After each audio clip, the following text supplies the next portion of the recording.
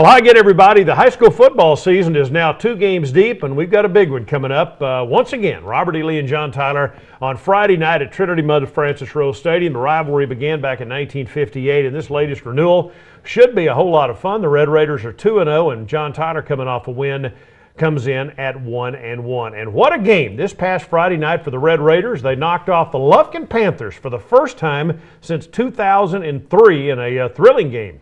At Trinity Mother Francis Rose Stadium, 42-30. Coach Piske is with us. Thrilling for everybody, probably a little nerve-wracking for you, though, wasn't it? Yeah, but it's a good game. It's good for the kids, because Lufkin's a really good football team and stuff. So, really, when they took the lead 23-21, that's, when I knew we were kind of on our way to getting better as we answered the call. Absolutely. And 3 plays later, I think we scored. So that was a good sign. But, Lufkin, they, naturally probably took us a little lightly. And then once they got in the heat of the battle and we responded on that one, I don't think they could recover from that. But, we can't sneak up on them anymore. That's the bad news of winning a couple of them. Now everybody's going, well, we're going to be ready for those guys. So we just have to keep working. And the excitement of the guys, the players. Just talk a little bit about, and again, it's just non-district, and, this doesn't do anything to get you to the playoffs, but it sure does build confidence, doesn't it? Yeah, and really everybody was excited. I mean, we was excited. I couldn't sleep, just because that's one of our goals that we didn't know when we'd get to reach it, but it was to beat a top 10 program, and that's one of our goals is to be able to compete with those guys, and to do that. The secret's going to be realizing that's just one game. It's over now. We don't need to worry about that and just go on. Chris Perry and I from the Tyler Morning Telegraph, and Kevin Simon, who does the games with me, were talking about it at halftime, the very thing you talked about. The real question would be, Lufkin's good enough. You knew they weren't going away. Yeah. When they took the lead and the way your guys responded, that tells you something about where these guys are. Yeah, that's right. That was kind of like the Sulphur. They kind of showed it a little bit against Sulphur Springs when they kept matching our score and they didn't panic. And then really when Lufkin, took the lead 23-21, inside you're just kind of thinking, well, we're going to fix and see what we got inside us. We know what we got athletically and all that. It's just that insides means a lot more to me.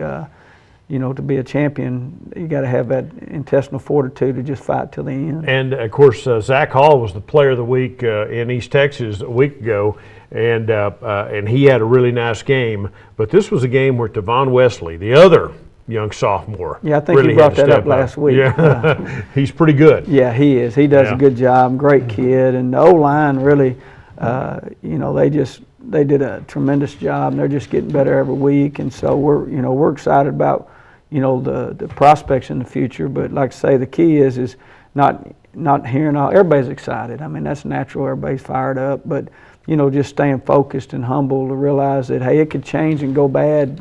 Starting this week with JT, who's got a great football team, a bunch of good athletes. So we got to stay grounded. All right, tell me a little bit about. We'll talk specifically about John Tyler, but it's JT. Now, you're kind of still new to this rivalry, but I'm sure, in the year you've been here, you know all about it now, don't you? Well, you just know that it doesn't matter who's got the better team, who's got the better whatever. I mean, last year I thought they were going to beat us 100, and, we hold them to 14, give up a pick 6 for their other touchdown, which I'd have never dreamed that in the world, and really didn't think they could stop us like they did offensively. So it's all out the window. It's going to be who shows up Friday night and plays the best football game, makes the least mistakes, is going to want to win the game. And does it make a difference that these guys all know each other so well that maybe they know each other's tendencies? These kids have grown up with each other, many of them have played Pop Warner together and against each other. Yeah, what I like about it really, and that hopefully last year wasn't a fluke or anything. What I like about it is the kids are good friends off the field. So there's no, a lot of times you get in a rivalry like that. I know Granger Bartlett, back when we were there, it was they were cheap shots, people throwing rocks at your buses, it was just a out of control kind of rivalry, where this is just, hey, we want to beat your tail on Friday night that we play. The rest of the time, I hope JT, I hope they lose 2 games this year because they've already lost 1. But other than that, I just care that they lose this week. I hope they win all of them, get them a ring, do all that kind of stuff. Yeah, and that's really part of the fun of the game too, isn't it? Yeah, that's right. Because it is, I know last year John Tyler's deep run that Robert E. Lee was supporting, and JT even supported Lee when they went to the state championship in '04. So, would you call it a friendly, just kind of a friendly rivalry? Yeah, oh yeah. Now this week it's not friendly. I mean, I'm gonna shake Rickland's hand when I go out there, but I want to beat his tail this week. But other than that, I mean, we communicate, talk all the time, wish each other luck every Friday, and kind of text back and forth. But that's the good part of this thing is everybody knows each other. We're going to see each other all year long. That's why it's so important to win this one, because you got to look that guy in the eye every day, and that's a little tougher than getting beat by that guy you see once a year. And they are very talented. Yeah, they are. They got some great kids. And all right, we'll talk more about JT coming up in a moment. Before we talk about and look at the Lufkin video, just your overall impressions. Obviously, the stats show some of the offensive and defensive players who stood out, but what stood out to you? Really, I mean, honestly, to me is when we answered the bell. When they went up 23-21 and 3 plays later we go down to score, the kids didn't panic. I thought that was to me the biggest sign of where we are as a football team. And, we'll find out really more where we are this week. Do we answer the bell this week, or do we start reading our own press clippings? But as far as the Lufkin game, that was huge. We got off to a good start. But when they answered and took the lead right after halftime, and we didn't panic, that was the biggest. And then to be able to finish it, that last drive was huge. We talked to them in the huddle about this is where you win championships, by being able to sustain drives, make them use their timeouts. And we didn't have to score, but that was icing on the cake when I think Zach took that last touchdown in to really put it away 42-30. Because I've seen the miracles, the Highland Park John Tyler miracles where they score late and run a kickoff back and do stuff like that. So it's never over to that final whistle. And when my favorite play of the game was probably that play they call the victory play. Kneel down. Yeah, that's right. So that was the biggest thing to me. And defensively, how'd you play? Really, we shocked me. I mean, we played really well. We had some injuries and had different guys thrown in the secondary. Had a little sophomore Dorsey thrown in at linebacker, and they're really talented. I mean, you look out there at pregame, that's what I was talking to my strength coach and trying to ask him, when am I going to get some cats that look like that? We look down there, and they're just some great-looking athletes. Yeah. And really, the defense just really, they played above their heads, and so hopefully we can continue to do that. They are. They got some big boys on that Lufkin team, don't they? Fast, big, fast, and those receivers, A&M, Texas, and all that kind of stuff. But our guys, really, I was proud of the way they played. You did. You started 4 sophomores on defense Friday night? Yeah, 4 on defense, 2 on offense. So yeah, they did a pretty good job. Yeah, that's a tough, under the lights first time really at home. I mean, with all their friends watching. I mean, that's a frightening experience for them, I'm sure. Maybe not. Maybe it's not so bad for them. Well, they don't seem to be bothered by it too much, but that just a tribute to them and their parents and the way they raise them, and just they got good heads on their shoulders. Yeah, it's amazing stuff. All right, let's take a look at the video. Again, what a game. There were a lot of big plays for the second week in a row, both offensively and defensively, for the Red Raiders in a 42-30 win on Friday night, Trinity Mother Frances Rose Stadium in the Trinity Mother Frances Football Classic against those Lufkin Panthers. So let's roll the tape and take a look at the Lions, or the Red Raiders in the red here on offense. And you jumped out to a nice lead in this ball game. Yeah, it was good. Get started early. Here's Tavon's run. Of course, a little counter play, and really he should have stayed on Amir Wilson, the tackle. They should have stayed on his hip, but when he does that, you don't have to really try not to tell those guys where to go too much. That's just ability too. Yeah, that's right. See the field. Here's a closer look at it. He's pretty good. And you look at your receiver out there that ran the guy off. I mean, that's pretty important. And one of your linemen running downfield. Yeah, that was Amir Wilson there.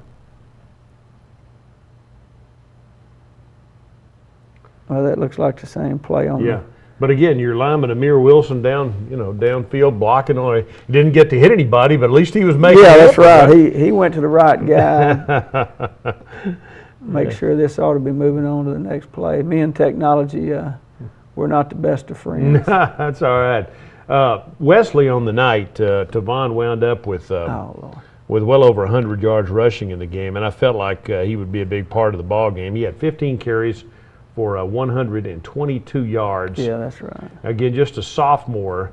And I like that play so much, I'm going to play it about 3 times. All right, now let's move on. There we go.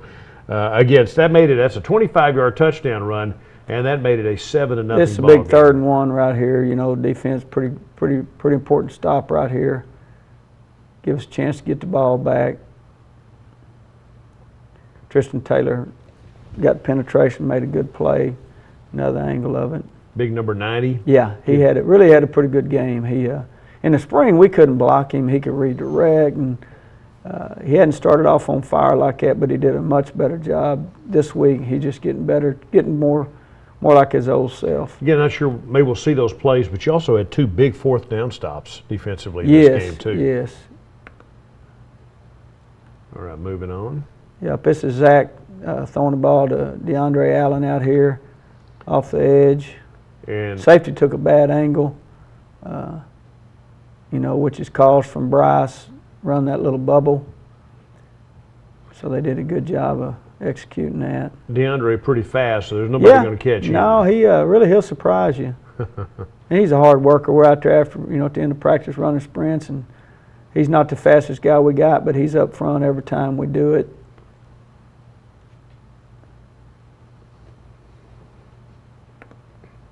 And again, DeAndre is one of those kids. He started as a sophomore, so this is special to him Did because he? he's had 2 years of Not much fun. Not much fun. Yeah. And now he's having a little bit of fun. That's great to see for these guys. Here you are going the other way. You're up 14-0. This is by the way. Tavon again. Yeah, I believe we're in the 2nd quarter now. That same counter play, just going the other direction. Really, I was surprised he didn't get caught right here. I guess he's just fast as he needs to be, but he'll continue to get faster, just a sophomore. And he'll continue to get bigger, too. Yeah, that's right. Bigger, stronger. Yeah, he's one of those going to keep working. He's going to run track. He's going to do everything it takes to be successful. Here's a tight angle. Yeah, same play there. Play shoulder here. wide in the tight. See the offensive line. And again, the job that those kids did. Oh, yeah. I mean, they're doing a good job of. Let's mention them. Bryce, you got Parker's the center. Ryan Rendon Who's the guard. Is your left guard. Left tackle's Amir Wilson. And you got Bryson Parker's your center. Willoughby on one you got side. William and Holtz on the right other. guard. Willoughby's the right tackle. We got David Hogue comes in and plays some. Antron Henry comes in and plays some. Jerry Viella comes in and plays some. This is Desmond Dunn here on defense. Makes a great play in the open field. That's a pretty good tackle on a pretty good athlete. But, you know, we'll get the Weeks kid back pretty soon, so that'll help. That O-line's doing a great job. They are. You know, we talk to them all the time about, you know, when I was a young guy playing, I thought us little skinny guys won football games, but as I get to be a coach, I figured out if it's that O-line that wins games, we don't have a whole lot to do with it. And Lee has great tradition on the offensive line, too. Yeah, they do. They've always had a pretty good O-line, done a good job with it. And you get David Hogue, by the way, number 7. He played quite a bit for you Friday night. Yeah, he did. He's come in. He's come along. Now, this is Zach right here. We had a little screw up there, but he made something out of it. Dropped the football and just, you know, luckily the O-line guys are getting after it, so he can make something happen. He's sure elusive. This is Greg Laveley at corner out there. Another senior. Yeah, Greg's doing a good job helping us both at safety and corner. Comes up, makes a good play on the ball. I think I counted 3 seniors starting on Friday night. Oh, okay. So all the rest of them were underclassmen. Yeah, right there. yeah, which is good and bad. That's him again. And he's another kid who's enjoying the fruits of some hard work because Yeah, the that's last right. 2 years hadn't been a lot of fun for him. Here's I'm another sure. little sophomore here, Samples, defensive end. That's Jordan Devers. Now, he made a good play here, which is all great. They got him circled and all that stuff, but why in the heck was that guy behind him is what I asked him. Yeah. But And Devers is a sophomore. yeah, he did a good job recovering. You'd kind of like him not to have to recover, but just to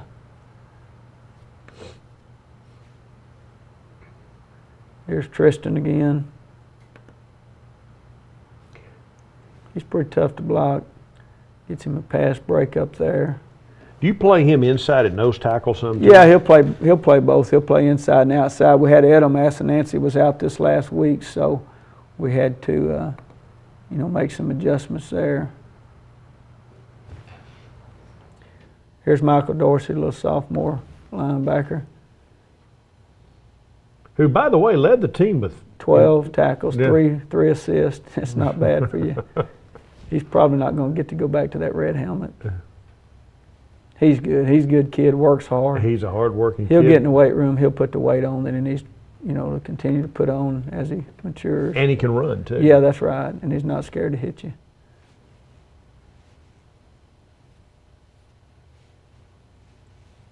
So good stuff. And again, Tristan's now at the end out here.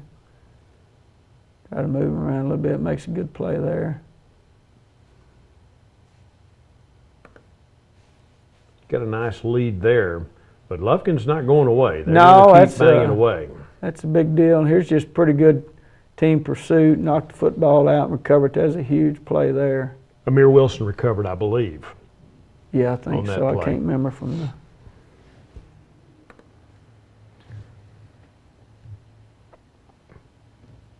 No, I think it was Sean Matthews. Was it Sean We'll Matthews? see here in just a second if I can get this computer to. It was Amir, yeah.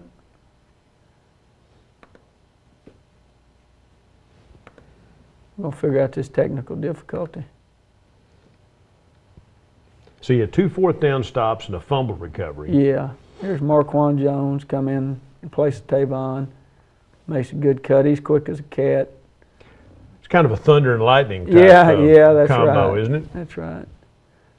And they're both not scared to block. That's one thing I like about these two running backs, and really all of them we got. They understand that as a team guy, I got to be willing to block. It's not all just about me getting the ball and scoring. Although that is the fun part for him. Well, yeah, that's right. This is Bryce Wilkerson right here. Now, Bryce had 3 touchdowns in the first game against Sulphur Springs, and I thought for a moment he was going to score here. Yeah, but he did a good thing right there, and he just tucked the ball away and got north and south. So, they want to score every time they get it, but this is when we went down 23-20 there, I think.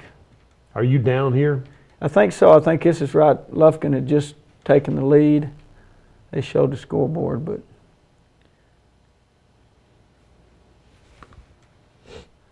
Here's Tavon again. They got kind of caught this one late. This is when we go back right here and retake the lead. So that was a big answer on our part right there. Ryan Rendon at the left guard. Going to show his athleticism, and he's going to truck the safety right there. We had a good laugh out of this. Watch him left guard, watch him hurdle the guy.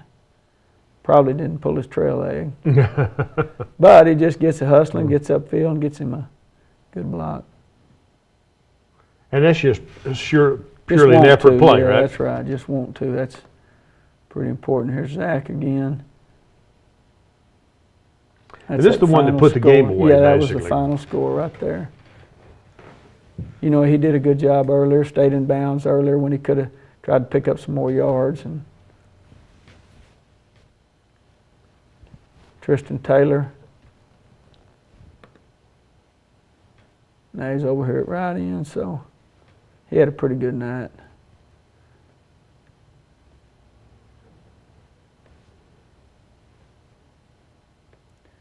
Those front guys, they having nights like that, then it ought to free up the linebackers and help those guys out.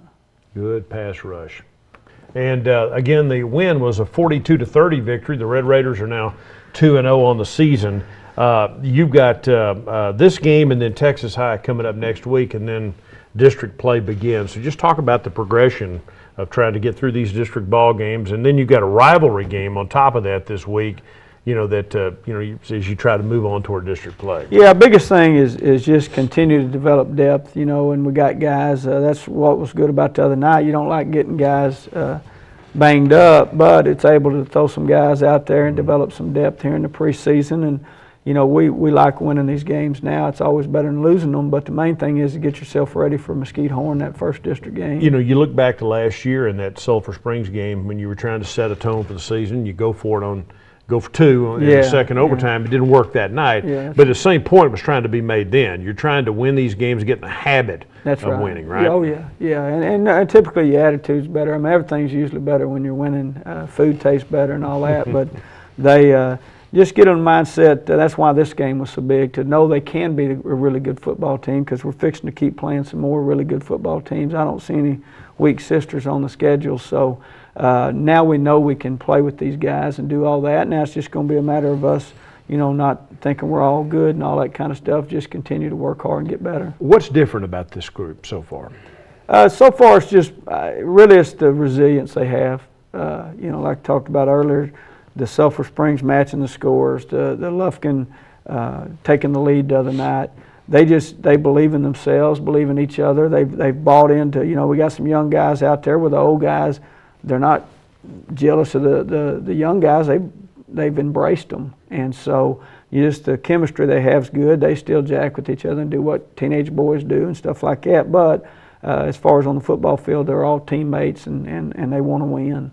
What about injuries? I know Assanancy did not play on Friday night, but you hope to have him back this week? Yeah, we hope to have him back. We had a couple of twisted ankles and stuff like that, and so it's just going to depend on their rehab. And I know Saturday morning they were up there getting treatment and stuff, and then we'll reevaluate. Coach Langley and Taylor will reevaluate them today and see where they are. How much better were you in week 2 than week 1? I really thought we executed pretty good, because really Lufkin's a good team on both sides of the ball. Got a lot of great athletes. So, I thought we did a great job up front on both sides, D-line and O-line. The secondary really contained those 2 big-time receivers pretty well. I mean, I don't know how many yards he had, 250, 300 yards, something like that passing, but they'd only gave up I think that one big one over the top late in the game, that post route that made it 35-30. So we did a pretty good job. We just got to keep working every day. Talk about how you treat a rivalry game, especially now if this were a district game, which it was for many, many years. That's one thing. This is a crosstown rivalry, but it's also not a district ball game. So how do you approach it? Yeah, really, I like to win every week, and so I don't really look at it as any different than any other week. It means a lot, to the kids and the people on each side of town. And when I was at Valley Mills, was playing Meridian, the kids, they'd get mad at me because Coach Woodard and I, who's now out west, we were good friends, so I'd be talking to them before the game. They'd get mad at me about talking to, they hated Meridian, and I explained to them that as coaches, you don't want to lose to your guys. Rickland, I talk to Rickland every day. I don't want to lose to Rickland because I got to see him all year long. And so, to me, that's the biggest thing about the rivalry games is these kids see each other all the time, so they want the bragging rights, for the whole year. And of course, the city does the same way. That half wants to win, this half wants to win, just so they can talk smack all year. Is probably the main reason. They lost their first ball game, but then they came back this past week and overcame a lot of mistakes. I mean, they made a lot of mistakes in that ball game, but overcame that. Yeah. And won that game. So that's a big lift for them. They just JT has that winning tradition. Yeah, they've already got what we're trying to get. They've got the resiliency. Last year they'd do the same thing. They wouldn't panic. They just kept coming at you. And so, they show this year they're going to do the same thing. They're just going to keep coming. What's scary is they're making those mistakes and winning. I'm hoping they fix those next week. Next week? Yeah, not this week, but no, Rickland, those guys do a good job over there, and they've, had a lot of success, and they're, they got some great athletes and big guys, and it's going to be a big challenge. In the coaching stops you've had, what's been your most fun rivalry game to be a part of? This is a pretty good one. Yeah. Really to me it was the Bartlett Granger game. My suit, Mr. Stidham, he's with the UIL now, and he came down. He goes, boys, y'all. Now, these are a pair of 2A schools. 1A, okay. Yeah, a little small down by Temple, but that district 7 out of 10 years won the state championship, so it's a pretty good district. And anyways, before the game, he talked about you fix to see a rivalry. It's like, oh, this little old Hooterville.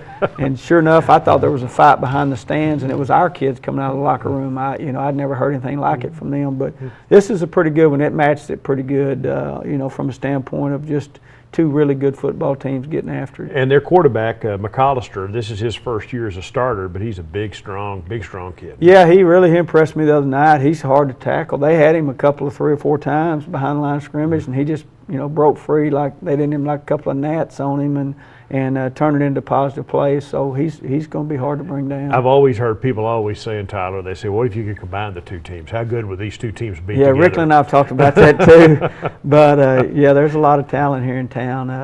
That'd be shoot. How good would Tyler High School be if you had all of them in one team? Well, like Rickland and I said, we'd be like the Allens and those guys, where every year in every sport, you'd be, but we're not. So right, I understand. And normal would never be that way. That's right. Right. We kind of had to hit ourselves in the head and wake ourselves up that it's not going to do that. But there's enough talent here for us to both be successful at the same time. This the first two ball games, again, compared to last year when you lose that tough game, and there seemed to be as great a group as those kids were, when a little adversity would strike, they didn't seem to respond all that well to it. Is that the biggest difference you've noticed? Well, it is, and it's not those kids last year's fault. And some of them are on this team. Yeah, that's right. A lot of them are on this team. When you haven't had success, humans are, it's just like you pro golfers. I mean, if they're hitting the ball well, playing good, they're pretty good. But even Tiger and those guys have doubt creep in, which causes them to make mistakes in crucial situations. It's the same thing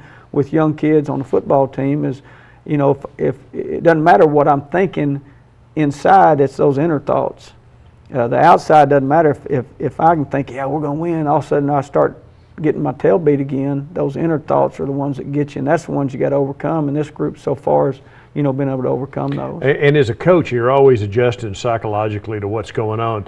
Do you spend time building them up, and this week you also have to kick them in the rear end occasionally because they've won a couple of games? I know. Make sure they don't get too full of themselves, right? That's what I told them Saturday. I said, the good Lord, when you start walking around thinking you're something, He's going to show you you're not. So we're going to have to just stay humble, and as coaches, we do have to focus on that because everybody in town starts patting them on the head and telling them how good they are, and they could find out this next Friday that they're not that good if they don't keep working. But just the general excitement that winning generates, not only on the football team but just around school, is always palpable, isn't it? Yeah, it makes a big difference, and really you can look across the state and test scores and discipline problems and all that. If you got a winning program that's winning championships, it helps in all areas because everybody takes pride in it. A lot of times we don't realize on Friday nights we're not just playing for the football team, we're playing for the students, we're playing for the faculty, we're playing for the whole city, and it's important to boost our morale. All right, and so that's coming up on Friday night. It's a 7:30 game at Trinity Mother Frances Rose Stadium. Now, JT is the designated home team this year, so the Lions will have the home press box side, and the Red Raider fans will be sitting on the designated visitor side this week. So it's just part of the rivalry, and this year it's a 7:30 kickoff on Friday the 13th on Friday night at Trinity Mother Frances Rose Stadium. It's something really special at halftime on Friday night. The honorees, the 12 honorees, including the 1973 John Tyler State Championship football team, will be recognized as the first ever class of the Tyler Independent School District Athletic Hall of Fame. And again, that's coming up at halftime on Friday night, so that'll be something to look forward to, along with, of course, the great job that the bands and the drill teams do. So it's the Red Raiders and the Lions, Friday night, 7:30, Trinity Mother Frances Rose Stadium. For Coach Piske, I'm Bill Coates. Thanks for joining us.